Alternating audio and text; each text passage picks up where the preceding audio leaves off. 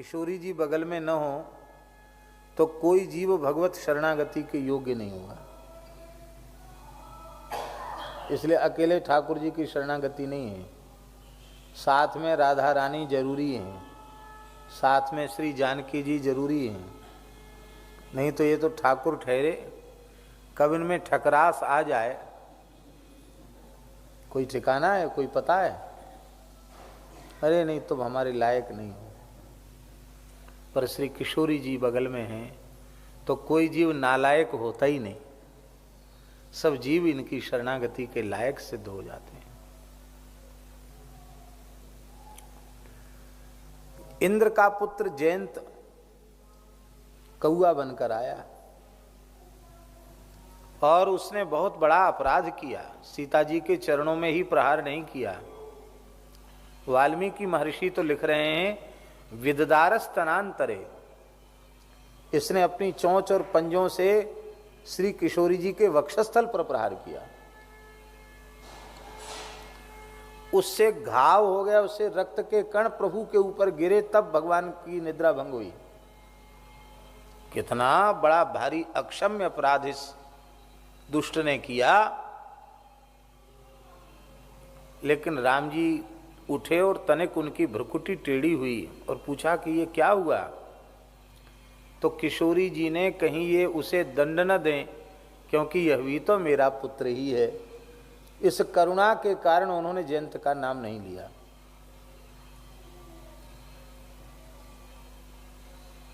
ये तो नहले पे दहला करने वाला था।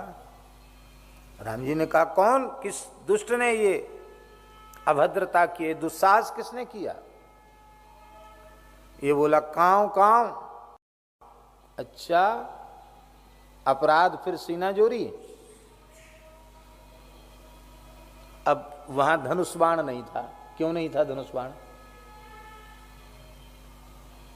धनुष बाण क्यों नहीं था? वो तो पर्णशाला में था।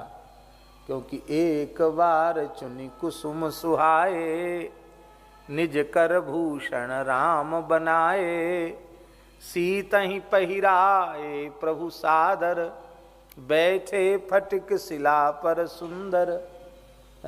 भगवान रास के पूर्व श्री किशोरी जी का अपने करकमल से श्रृंगार कर रहे हैं। वहां धनुष्बाण की आवश्यकता नहीं थी, इसलिए धनुष्बाण वहां नहीं था। अत्यंत मधुर लीला हो रही है, इसलिए धनुष्बाण वहां नहीं था। पर सरकार ने दंड देना आवश्यक समझा और एक सींक ऐसे चला दिया और कहा एक तिनका, और वही सींक ब्रह्मसर हो गया, ब्रह्मास्त्र हो गया। बेचारा जयंत जहां तक उसकी गति थी पूरे ब्रह्मांड में सर्वत्र गया, लेकिन काहू बैठन कहा न ओही, राखी को सके राम कर द्रोही।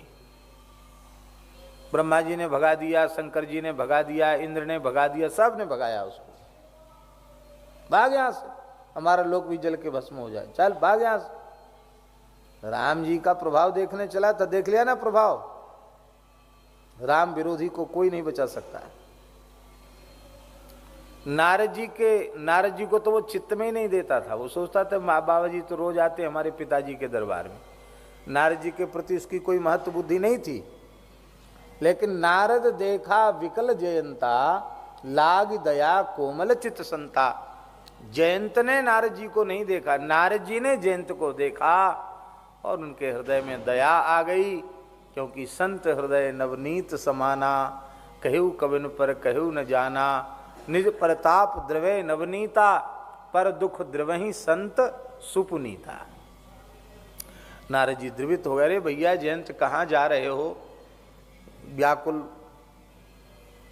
उसने कहा, अरे महाराज आप क्या पूछोगे, मैं जल जाऊंगा। अरे बताओ तो सही। राम जी का प्रभाव देखने गए थे ना चित्रकूट में, प्रभाव तो देख लिया, लेकिन एक चीज देखना बाकी है, स्वभाव। प्रभाव तो यह पूरे ब्रह्मांड में तुम्हें कोई बचाने वाला नहीं। अब स्वभाव देखो कैसा स्वभाव है। कावे अपनावेंगे? हमने अक्षम्य अपराध किया है। अरे तुम जाकर देखो तो सही। अस स्वभाव कहूं सुनऊ न देखूं, के ही खगेश रघुपति समलेखूं। कैसा स्वभाव है, भाव है। ये गया। सो जाओ बाबा, जाओ हृदय बाबा, सो जाओ। ऐसे बैठो सीधे आंख खोल के।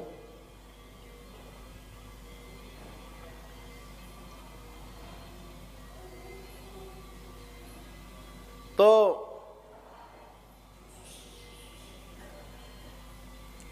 ये गया नारद जी की प्रेरणा से, और नारद जी ने कहा कुछ कहना मत, बस त्राहिमाम त्राहिमाम कह के चरणों में पड़ जाना, साष्टांग पड़ जाना। पक्षी स्वरूप में था ये। भय के मारे पक्षी जब गिरते हैं तो आकाश की ओर उनका मुंह होता है, उल्टे गिरते हैं। ये उल्टा गिरा। किशोरी जी बोली कि आप शरणागत के अपराध देखते हैं। आपने स्वयं घोषणा की है रामावतार में, शरणागति धर्म में, कि कोटि विप्र बध लागे जाऊ, आयु शरण तजऊ नहीं ताहू।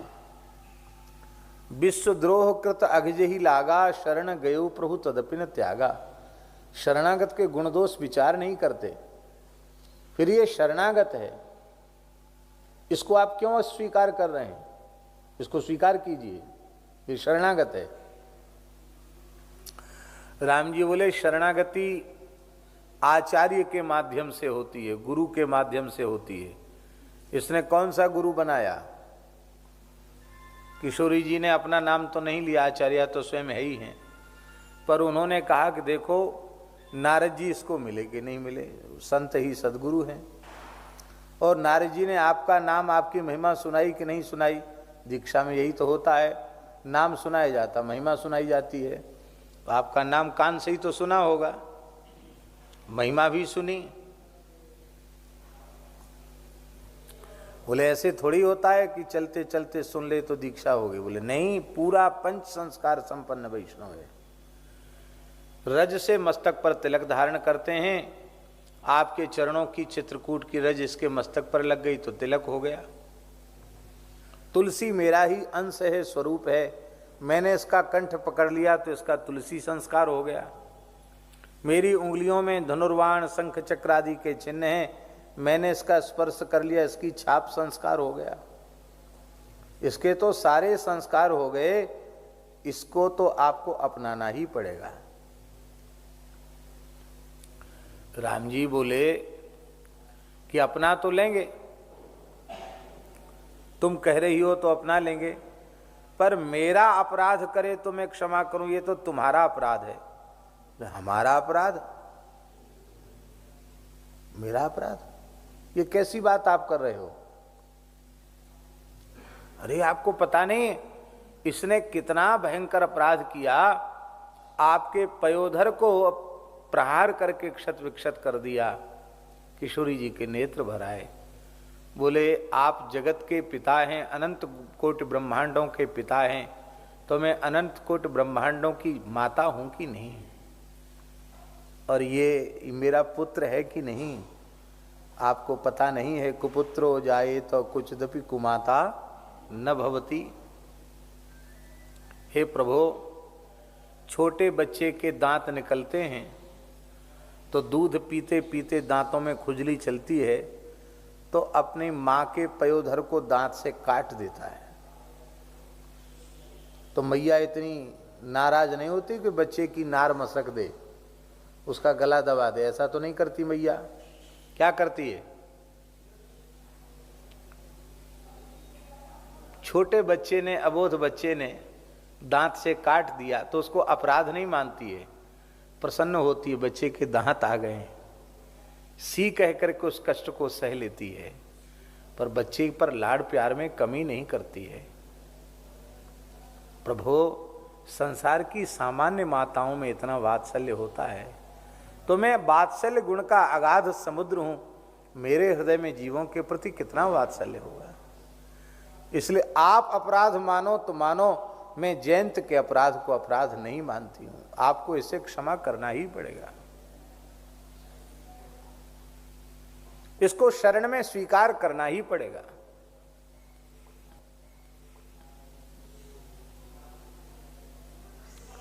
राम जी बोले अबोध बच्चे के अपराध माफ हैं, ये अबोध नहीं है, ये तो इंद्र का बेटा है, बड़ा पराक्रमी है, बृहस्पति जी से वेदादि शास्त्र इसने पढ़े हैं। राम जी बोले आप, किशोरी जी बोली आप समझते होंगे पढ़ा लिखा है, हम तो इसको इतना नादान समझती हैं कि इस बेचारे को इतना भी पता नहीं है कि दंडवत कैसे किया जाता है, एक प्रणाम तक करना इसको नहीं आता। छोटे बच्चे हैं ना, उनसे कहो प्रणाम करो, ढोक दो, तो वो यदि उधर मुंह किए हुए हैं तो उधर ही सिर करके इधर पीठ करके प्रणाम करने लग जाएंगे। बालक तो बालक हैं। तो इतना अबोध है, इसको बेचारे को पता ही नहीं किधर से प्रणाम किया जाता, कैसे किया जाता है, चित्त पर के किया जाता कि पट्ट पर के किया जाता है, सीधे लेट के कि उल्टे होके। हमने प्रणाम करना सिखाया कि बेटा ऐसे प्रणाम करो प्रभु के चरणों में। राम जी बोले अब तुम तो ऐसी बकालात कर रही हो, कुछ बकालात के आगे हम निरुत्तर हो गए, अब करना क्या है। बोले करना क्या है, इसको शरण में लेना है, इस पर कृपा करनी है। इसी बकालात का नाम है पुरस्कार। किशोरी जी जीवों की बकालात रघुनाथ जी के दरबार में करती है। राम जी ने कहा तुम्हारी बकालात के आगे तो हम निरुत्तर हैं, अब तुम जैसा कहोगी वही जजमेंट हमको करना पड़ेगा। वकील की बात जब जज भी निरुत्तर हो जाता है तो फिर वकील की बात उसको माननी पड़ती कि नहीं माननी पड़ती। हमारे जबलपुर वाले बड़े गोभक्त पटेरिया जी वकील साहब, हाई कोर्ट के वकील बैठे हैं, ये जानते हैं न्यायाधीश को वरिष्ठ वकीलों की बात माननी पड़ती है। राम जी बोले हम मानेंगे तो सही, लेकिन हमारी एक व्यवस्था तो तुम्हें बनानी पड़ेगी। क्या?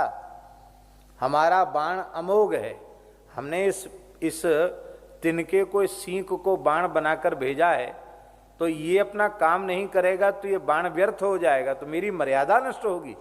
मर्यादा पुरुषोत्तम की मर्यादा नष्ट हो, ये कैसे? इसको तो तुम्हें बचाना पड़ेगा। जानकी जी बोली वो तुम्हारा विषय है, हमारा विषय नहीं। हमारा विषय केवल इतना है, इसको मुलजिम मत मानो, इसको शरणागत भक्त मानो, इसको स्वीकार करो। राम जी बोले वाह जी बढ़िया बात हुई, हमने अपने विषय के लिए कहा तो कहीं आपका विषय है, आप जाओ, आप न्यायाधीश हो, क्योंकि राम झरोखे बैठ के सबका मुजरा ले, जाकी जैसी चाकरी बाकू बैसोई दे। आप मुजरा लेते हो, आप सबके साथ न्याय करते हो, आप करो, आपकी व्यवस्था है, उसमें हमारा हस्तक्षेप नहीं है, लेकिन इसके लिए तो मेरा पक्षपात है, इसको तो आपको स्वीकार करना ही पड़ेगा।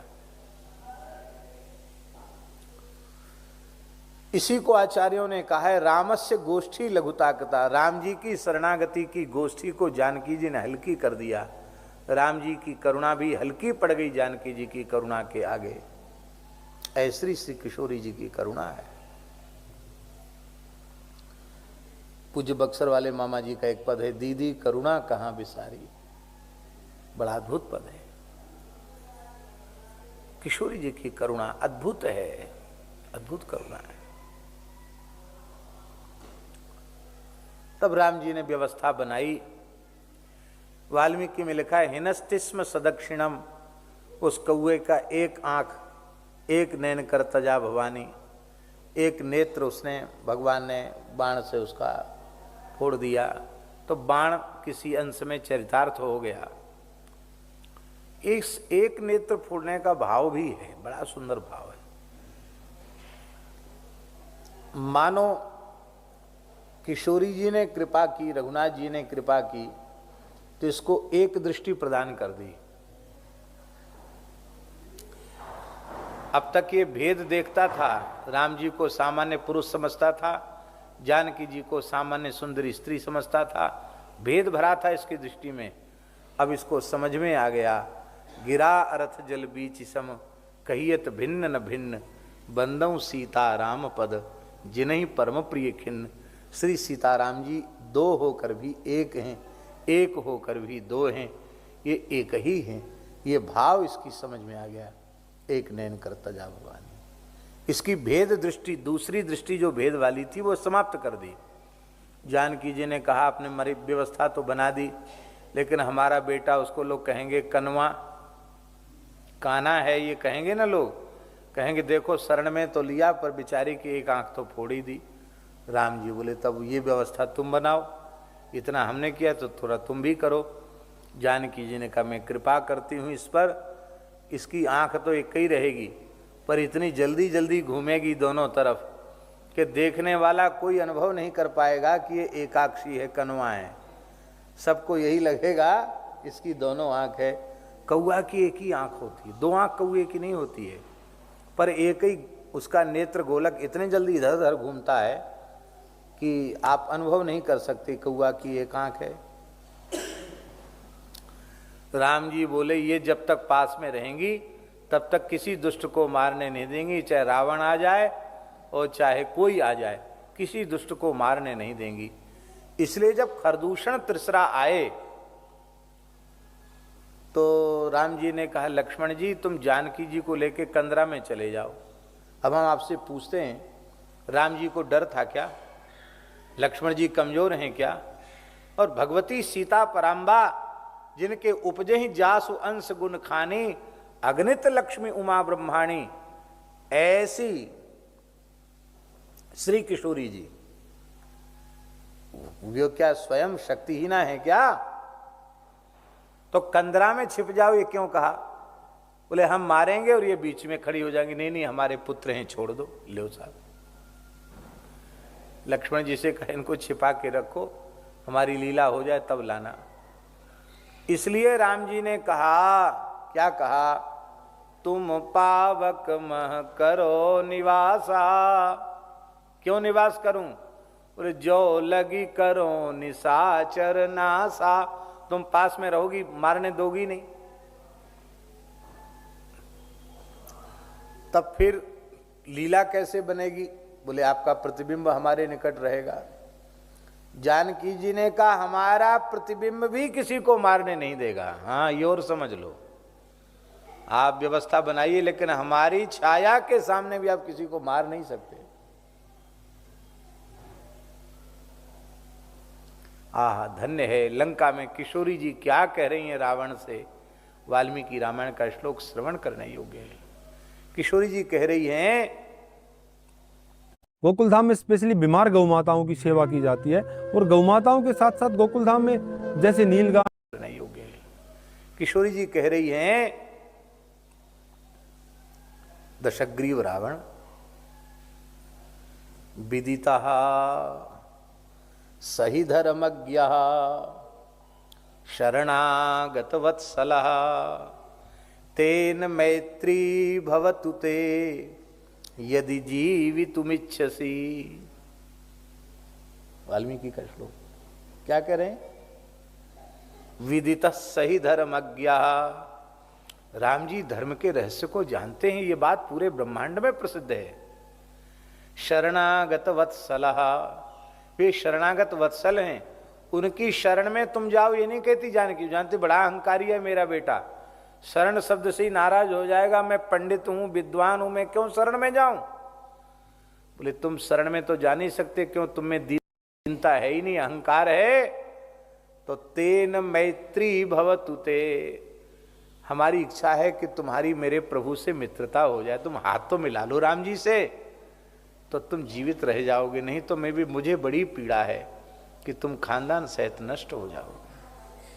रावण के प्रति भी उनके मन में ऐसी करुणा है। भैया आचार्य और सद्गुरु, इनके हृदय में जीवों के प्रति ऐसी ही करुणा होती है। ऐसी करुणा न हो तो हम लोगों का कहां ठौर ठिकाना है।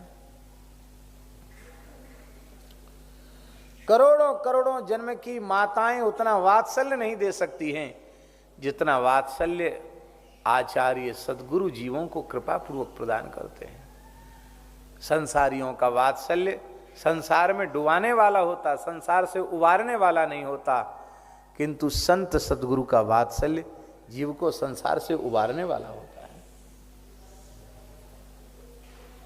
इसलिए जानकी जी आचार्या हैं, इसलिए तुलसीदास जी महाराज ने जानकी की बलि जयी हो और जानकी जीवन की बलि जयी हो, क्योंकि जानकी जी की कृपा के बिना और राम जी की शरणागति होगी नहीं।